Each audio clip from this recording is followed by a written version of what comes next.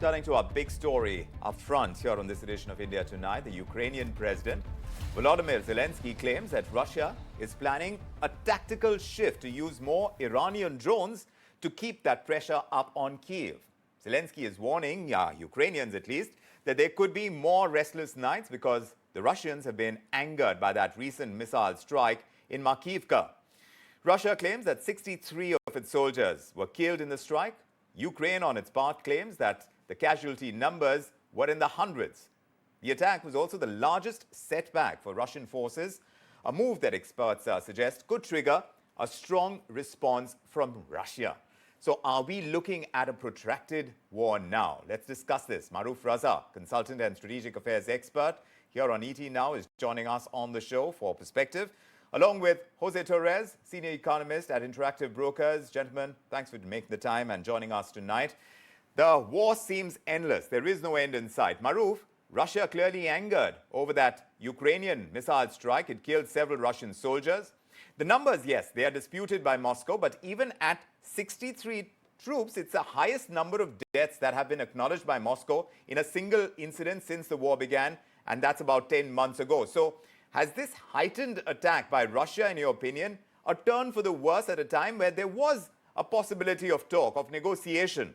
As the intensity of the Russian attack rises, Maroof, Ukraine's resolve also seems to be strong in fending off the Russians. So do you see a protracted war now more than ever before?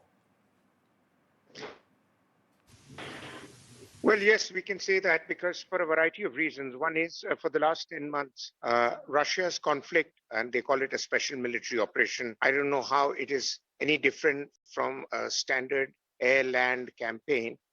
But the fact is that Russia says that that was a special military operation to achieve certain limited aims of Russia. Very few of those have been achieved. Secondly, the campaign has not been going right for Russia. Even their strongest supporters and many within Russia have begun to criticize the hasty decisions taken by President Putin in going in for that military campaign and then not being able to draw out what really are the winnings or whatever are the advantages Russia has gained from it. The third thing is that this military campaign was reaching a position where some people like myself had said that the operations were plateauing out, which means it was going neither way.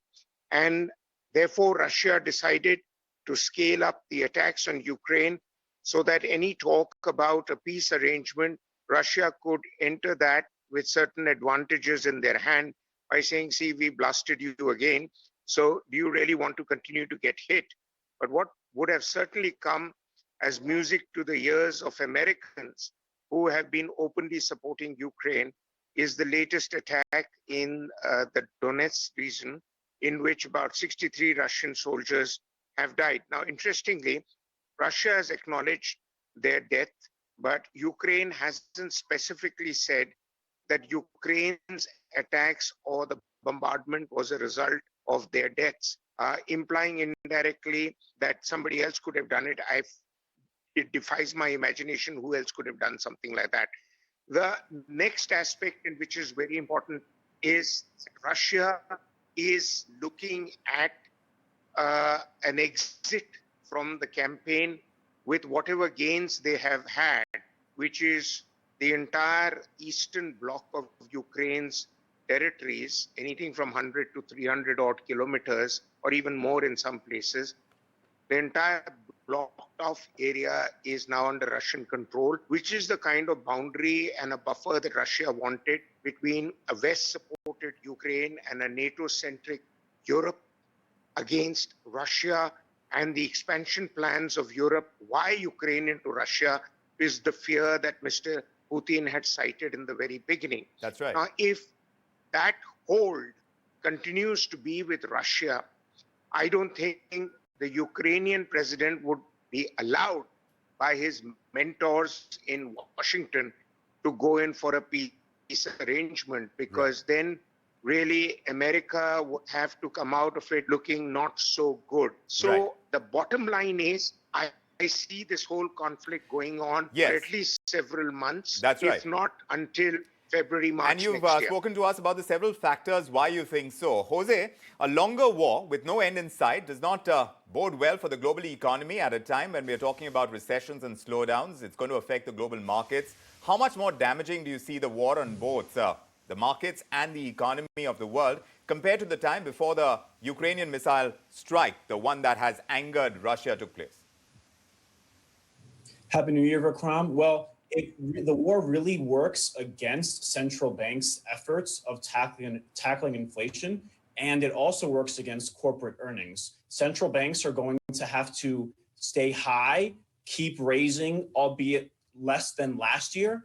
And on the corporate side, margin compression is going to be experienced because even though we're talking about economic slowdown and the possibility of recession, oil is still at $80, and it's an important input for a lot of the different goods and services provided across the world. So the longer this goes on, the worse economic growth is going to be all around the world. In terms of the market, it also works bad for the market. From a valuation perspective, it makes bond yields go up when inflation and inflation expectations rise. Compensation expectations also rise as well, because when workers see inflation and higher oil and utilities prices, now they also want to get paid as well. From a fundamental perspective, earnings are also looking to come under pressure this year, due in part to high energy prices. So the longer this goes on, the more problematic it's going to be for global economic growth and for corporations all around the world. From a technical perspective, the market also is entering 2023 at in a weak point, right? You're below the 200-day average, you're below the long-term downtrend line from last year. So there's definitely a lot of risks in the horizon. The longer this goes on, the worse it's going to be for global economic performance. Yes, and there are several reasons why we believe that this is going to go longer than what Russia would have expected for sure, than what the world would bargain for sure. Meanwhile, Maroof, Moscow has been launching these attacks on Ukrainian cities and power stations across the country over the past 3 nights. Do you see those tactical or strategic shifts by Russia in their effort to trounce Ukraine in the war that could change its course now, at least militarily? And as an extension, would it mean that any possibility of dialogue, negotiation are practically out of the window, like you pointed out?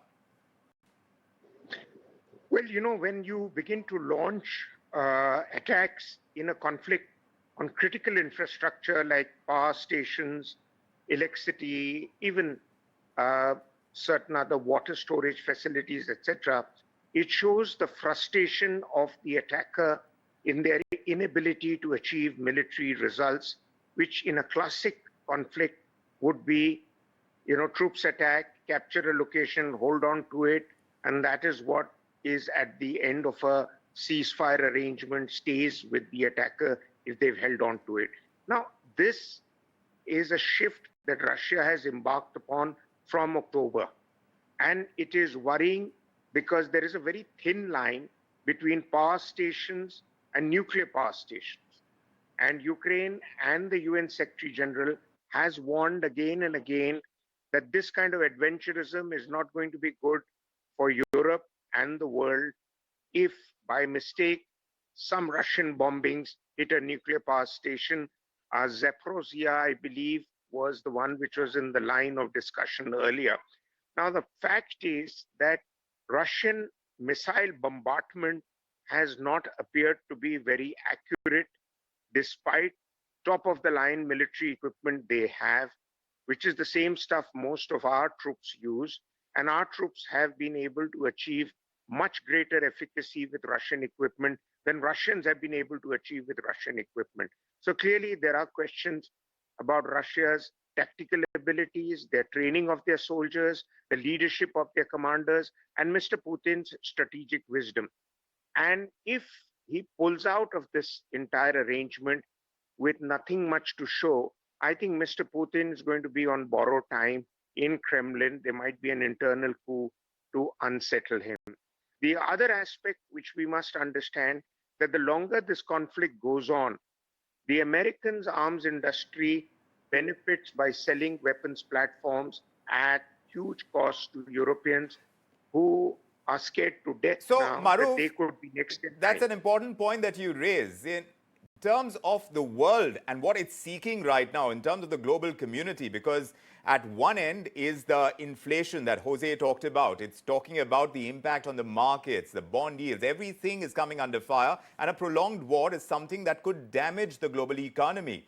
At the other end, like you're pointing out, there is the entire defense industry that gets that much more propelled by the extension of the war. What is going to prevail? What are the scenarios in which you see a deadlock, the kind that we are in right now, possibly end? Well, if that question's for me, I can see 3 or 4 scenarios. Scenario 1 is it continues as a long war of attrition, which means, attacks and counterattacks and new equipment being tried out. Please remember, the American arms industry always likes a conflict to be able to sell equipment which they aren't able to sell much more elsewhere in the world, except to those who are insecure and worried, like Ukraine is right now. And the other aspect is that America in itself could try out new military equipment which it wants to sell to the European partners. So there is that one element. And therefore, the longer the war goes on, the arms industry benefits. The second aspect is, how much is the world going to passively stand by and keep going back to the UN, which I continue to say is the world's most overrated debating society, to go and find a solution to a conflict where a Security Council member who has the power to veto any decision in the UN has gone and completely broken the rules of the game in the 21st century. The important aspect is if the Council can't bring about peace, then the General Assembly, that is the rest of the world in which we are also permanently included, because our temporary membership of Security Council seems to flatter the ego of some people, but that's a temporary aspect. The rest of the world has to take a vote that they're not going to accept Russia's military aggression anymore. The third aspect is the countries that benefit from Russia's military aggression, that is outside the America and their Western friends. And that is China and to some extent India, because India, as you know, has been importing a huge amount of Russian oil and gas. And China is walloping everything it can lay its hand on, and then actually quietly selling it to the Europeans, who are now having to face a kind of restriction which wasn't there on them till December to buy Russian oil and gas, because the world gave them that much time, assuming the war will end in 10 months. But I don't see the war ending even in a year. The only way out is to look for a solution beyond sanctions, beyond trying to bring Russia to its knees, and beyond trying to encourage Ukraine that keep at it, buckle down the Russians. Yes. We are with you because we want to see the end of Russia. Yes. Russia is not going to disappear.